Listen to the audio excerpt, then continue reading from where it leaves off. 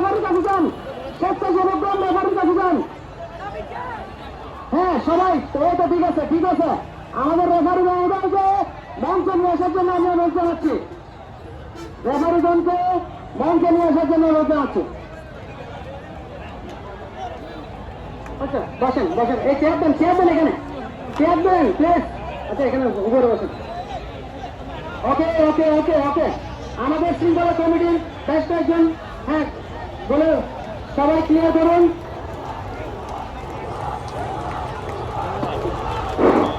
hello okay,